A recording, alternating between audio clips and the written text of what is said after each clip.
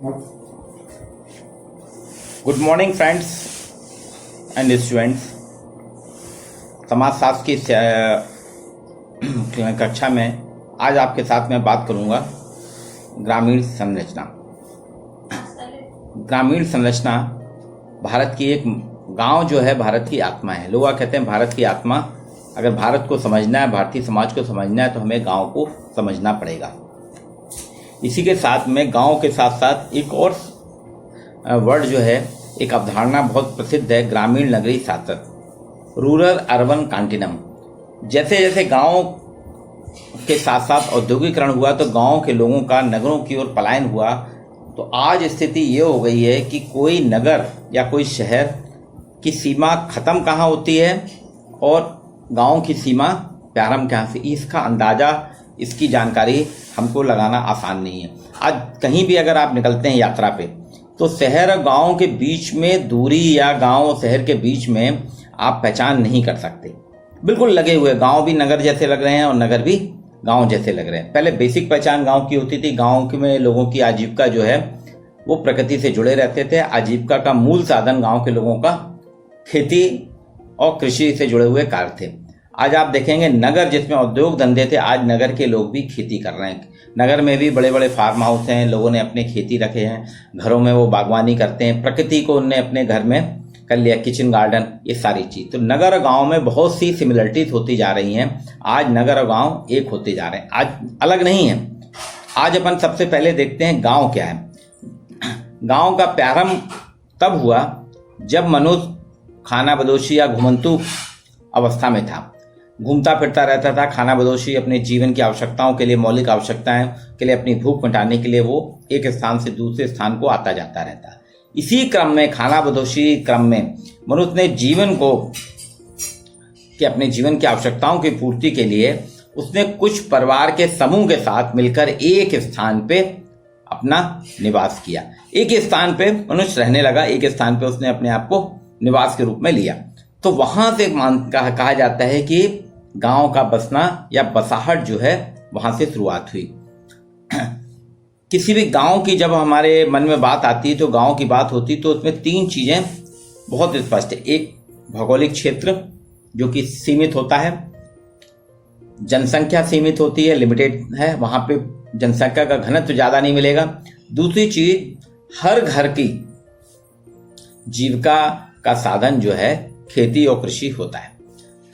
सिमसे ने कहा कि गांव नाम का प्रयोग, सिमसे कहते हैं गांव का प्रयोग जो है, गांव नाम का प्रयोग सामान्यतः किसानों की बस्तियों के लिए किया जाता था। सिमसे ने गांव की जो परिभाषा दी, सिमसे ने बताया कि गांव का जो प्रयोग है वास्तव में किसानों की जो बस्ती होती थी, जहां पे एक ऐसी बसाहट जहां सिर्फ किसान ही किसान लोग रहते हैं, उस क्षेत्र को गांव के नाम से जाना जाता था। पीएच लैंडिस कहते हैं गांव से तात्पर्य है कि वह स्थान जहां के निवासियों, जहां के रहने वाले लोगों में प्राथमिक संबंध होते हैं, बहुत घनिष्ठता होती है, जहां जनसंख्या का आकार बहुत सीमित होता है और जो पूरी तरह से प्रकृति पर, नेचर पर निर्भर करते हैं, प्रकृति पर आश्रित होते हैं। पीएच लैंडिस कहते हैं इस प्रकार के क्षेत्र को, इस प्रकार के स्थान को गांव के नाम से जाना जाता है।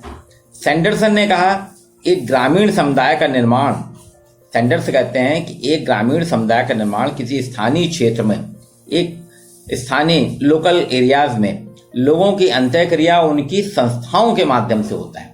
यानी एक खास क्षेत्र में, एक स्थानीय क्षेत्र में, किसी लोकल एरियाज में जब बहुत से लोग रहते हैं तो उनके बीच में जो इंटरेक्शन होते हैं, उनके बीच में जो अंतः संबंध होते हैं, उन अंतः संबंधों और उनकी कुछ संस्थाएं जो उनको क्रियाकलापों को संचालित करती हैं, उनके आधार पर ग्रामीण समुदाय का निर्माण होता है। भारत के प्रख्यात समाजशास्त्री श्यामाचरण दुबे जी, माननीय एससी दुबे जी, इनकी तो ग्रामीण संरचना पे सबसे महत्वपूर्ण काम अगर करा है भारत के किसी समाजशास्त्री ने, वो श्यामाचरण दुबे जी हैं।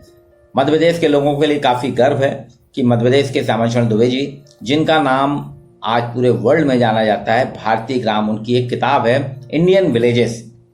तो उन्होंने भारतीय ग्राम संरचना कैसी होगी, किसी इसका बाकी बहुत अच्छे से विवेचन किया। तो उन्होंने श्यामाचरण दुबे ने बताया कि गांव से तात्पर्य ग्रामीण संरचना में उसको आकार के आधार पे कहा कि आकार छोटा होता है, जनसंख्या सीमित होती है। प्रजाति और जाति तत्वों के आधार पर, इसमें कई प्रजाति के लोग भी रहते हैं तो उसके आधार पर विवेचना की, और जाति के आधार पर। भूस्वामित्व, जमीन पे किसकी ओनरशिप है, भूस्वामित्व के आधार पर उनने। अधिकार सत्ता, ग्रामीण संरचना में उन्होंने कहा किसका अधिकार चल रहा है, किसके राइट चल रहे हैं, कौन गांव को चलाता है अधिकार, गांव में सत्ता किसकी है। तो उन्हें सत्ता का भी अलग अलग विवेचन किया।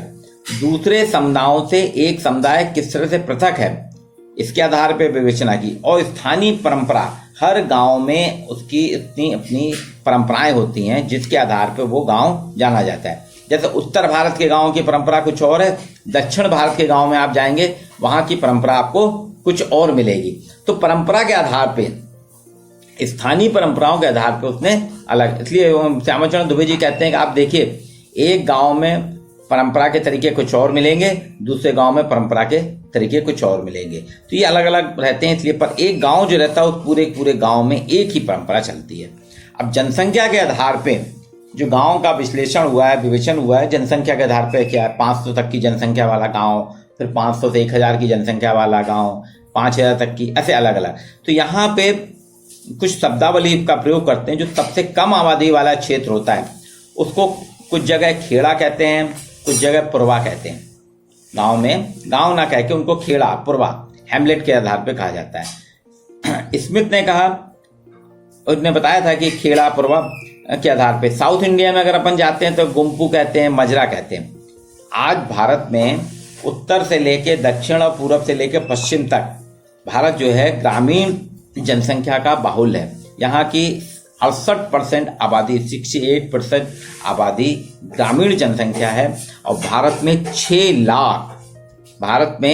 लाख गांव हैं। विशेषता गांव की अब देखते हैं अपन, विशेषता क्या, कैरेक्टरिस्टिक क्या है। कोई भी गांव को अगर आप देखेंगे वो परिवार आधारित होता है। वहां पे परिवार को महत्वपूर्ण माना जाता है, वहां व्यक्ति महत्वपूर्ण नहीं है, परिवार महत्वपूर्ण होता है। गांव में संयुक्त परिवार है, सभी 3-4 पीढ़ी के लोग एक साथ रहते हैं। गांव जाति प्रथा आधारित है। किसी भी गांव में आज जाएं अपन, कानूनी रूप से जाति को बहुत कुछ प्रतिबंधित किया गया है, लेकिन ग्रामीण समाज में आज भी जाति ही गांव की पहचान है। गांव में जजमानी प्रथा, पता लोगों के संबंध रहते हैं। आजकल पैसे का चलन हो गया, लेकिन पहले सेवा भाव होते थे, एक व्यक्ति दूसरे की सेवा करता था, बदले में दूसरा करता था। लेकिन अभी भी जजमानी प्रथा गांव में अस्तित्व में है। कृषि जो है, एक कोई भी परिवार है उसके उत्पादन की इकाई वहां पे एग्रीकल्चर, कृषि है। गांव में श्रम का विशेषीकरण नहीं होता, लेबर ऑफ डिवीजन नहीं है। गांव का हर व्यक्ति हरफन मौला होता है, यानी वो बैटिंग भी कर लेगा, बॉलिंग भी कर लेगा, फील्डिंग भी कर लेगा, हर चीज में। गांव में आदमी खेती के सारे काम कर लेगा, सिंचाई भी कर लेता है, वो इलेक्ट्रीशियन भी होता है। बिजली चली जाती है तो वो बिजली भी बना लेता है, पंप खराब हो जाता है पंप भी बना लेता है, जबकि वो इंजीनियर का काम है ना, लेकिन इलेक्ट्रीशियन के काम भी वो कर लेता है। निदाई गुड़ाई सारे काम कर लेता है वो। तो गांव का आदमी हरफन मौला होता है। यहाँ पे श्रम का विशेषीकरण, स्पेशलाइजेशन नहीं, जैसे शहरों में होता ना कि आप विशेषज्ञ के पास जाएंगे, गांव में विशेषज्ञता की कोई आवश्यकता नहीं है। ग्रामीण समाज जो है प्रकृति के बहुत घनिष्ठ है। यहाँ जनमत की बात होती है। पूरा, अगर किसी एक ने कहा जब तक पूरा गांव एक नहीं होगा उसको नहीं माना जाएगा। गांव में आज भी शिक्षा का परसेंटेज उतना ज़्यादा नहीं है। अशिक्षा होने के कारण यहाँ पे अभी भी बहुत सी कुप्रथाएं हैं, परंपरा, रीतियां, रिवाज जो है अशिक्षा के कारण है। अब अपन आते हैं ग्रामीण नगरी सातत, रूरल अर्बन कॉन्टिनम। सोरोकेन जिमरमैन कहते हैं, सोरोकेन और जिमरमैन ने कहा कि गांव जो है, गांव की प्रकृति को अगर आप जानना है तो गांव वास्तव में एक घड़े में शांत जल है। जैसे एक मटका होता है ना, मटके का पानी बिल्कुल शांत रहता है। और इसने कहा कि इसकी उसने समीक्षा करी है गांव की, कि गांव ठीक घड़े के शांत जल की तरह है। वही नगर शहर के लिए वो कहते हैं जिमरमैन और सोरोकिन कि जिस तरह पतीली में हम उबलता पानी होता है, ठीक उसी प्रकार से नगर की अपन देख सकते हैं। नगर वास्तव में पतीली में उबलते हुए पानी के समान नगर की विशेषता है। मैकाइवर और पेज कहते हैं आज स्थिति ये हो गई है कि कहाँ नगर खत्म हो रहा है और कहाँ गांव शुरू हो रहा है, ये आप समझ ही नहीं सकते। यानी पिछले 100 सालों में इतना ज़्यादा डेवलपमेंट, विकासवादी सोच हुई है, गांव और नगर सब एक हो गए। पहले गांव और नगर की अलग अलग पहचान थी। गांव और नगर के बीच में आदान प्रदान बहुत होता है। आज औद्योगिकरण के कारण ये हुआ, गांव से नगर के लिए लेबर आते हैं, गांव से जितनी खेती दुग्ध उत्पादन है गांव में उतना कंजम्पशन ना होने के कारण पूरा का पूरा नगर में जाता है। तो गांव और नगर के बीच में आदान प्रदान, एक दूसरे के बीच में प्रक्रिया जो है आदान प्रदान, लेन देन की प्रक्रिया निरंतर चलती रहती है। निरंतर संपर्क सूत्र के रूप में गांव और नगर, नगरीय ग्रामीण नगरीय सातत्य भाषाओं के ग्रामीण नगरीय सातत्य को अगर अपन देखें तो वास्तव में गांव और नगर के बीच में आदान प्रदान की एक प्रक्रिया, एक प्रोसेस है, एक निरंतरता है जो इन दोनों को, गांव और नगर को संपर्क सूत्र में बांधती है। गांव के अध्ययन के लिए या ग्रामीण संरचना के अध्ययन के लिए आपको मैं बताऊंगा, यहाँ पे 2-4 समाजशास्त्री हैं अपने 2-4, उनकी किताबें पढ़ना बहुत जरूरी है। अगर आप उनको पढ़ लेंगे तो हम भारतीय ग्राम को बहुत अच्छे से समझ जाएंगे। जिसमें शुरू में ही मैंने चर्चा की थी श्यामाचरण दुबे जी की। श्यामाचरण दुबे जी की भारतीय गांव नाम की किताब है, जो विश्व की 56 भाषाओं में जिसका अनुवाद हुआ है। इससे महत्वपूर्ण कोई किताब ही नहीं है। अगर आपने इसको पढ़ लिया तो हम गांव की संरचना को बहुत अच्छे से जान लेंगे। इसी प्रकार हमारे यहाँ के एक समाजशास्त्री हुए AR देसाई, उनकी rural sociology in India, Bharat का ग्रामीण समाजशास्त्र नाम से लिखा है, इसमें गांव की काफी व्याख्या की गई है। MN श्रीनिवास की इंट्रोडक्शन टू इंडियन विलेज, जिस तरह से श्यामाचरण दुबे ने भारतीय ग्राम लिखा है, वैसे ही MN श्रीनिवास की किताब है इंट्रोडक्शन टू इंडियन विलेज, यानी भारतीय गांव की विवेचना, भारतीय गांव का परिचय। ये किताब समाजशास्त्र के लिए बहुत ही महत्वपूर्ण है। ये आपके समाजशास्त्र के खाली BA MA के नहीं, आपके PSC पब्लिक सर्विस में भी आपको आएगी। प्रतियोगी परीक्षाएं जितने भी होंगे उसमें ये बहुत महत्वपूर्ण है। गांव का अध्ययन करने वाले कुछ समाजशास्त्री जो भारत में हैं, चूंकि भारत में पहले आज़ादी के बाद जब 1919 में समाजशास्त्र की स्थापना हुई तो सबसे पहले ग्रामीण अध्ययन हुई है।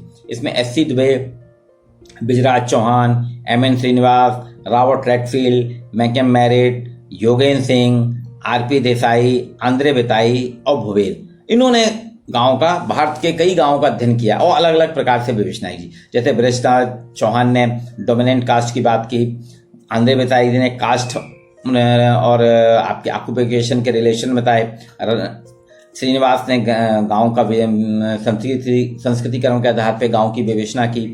ऐसे अलग अलग प्रकार से सभी समाजशास्त्रियों ने गांव को विश्लेषित किया, सभी समाजशास्त्रियों ने गांव के बारे में विवेचना की।